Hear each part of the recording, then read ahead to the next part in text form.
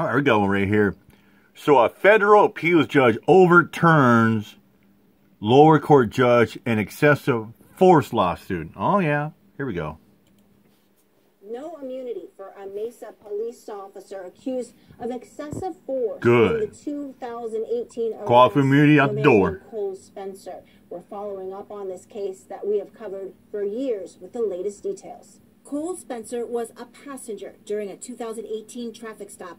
Refusing to give his name, pushing an officer to try to get away, he ended up beaten, choked, tasered, then arrested. Spencer, who was sent to prison for aggravated assault on an officer and other charges, also filed a lawsuit alleging 4 officers, including Mesa officer Aaron Pugh, used excessive force against him. A federal judge in Phoenix originally ruled in favor of the officers under what's known as qualified immunity. Spencer appealed that decision to the Ninth Circuit. The officers were in a very chaotic, very stressful, very time-sensitive, tense, and certain rapidly evolving situation. And this panel of appeals judges mostly agreed with the lower court and lawyers for the officers up until this point in the video. When Spencer was handcuffed and laying prone on the ground, Pugh still drove his knee into his back for over a minute. Breathe.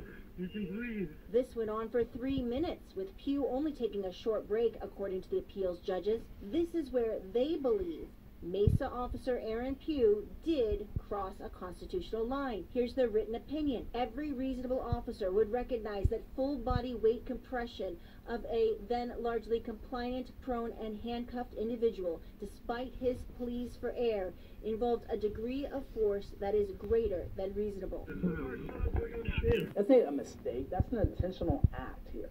And Officer Pugh should know better, and he's known better because he's been warned in other cases. Benjamin Taylor's a civil rights attorney who represented a different man who also made a complaint to Mesa Police saying Officer Pugh used unnecessary force. What should other police departments take away from watching this case? If they know that a person is handcuffed and they're face down, they shouldn't allow their officers to have a knee on their back or their neck for a long period of time when the person is no longer a threat. The appeals court ruling allows Cole Spencer to move forward with his civil rights lawsuit against Officer Pugh only. Spencer has represented himself without an attorney during most of this lawsuit, but he's hoping an attorney will take his case now to help him go to trial. I'm Senior Investigator Melissa Blasius, ABC 15. Man, I love it when stupid fucking tyrant cars lose their qualified immunity. We need to abolish it.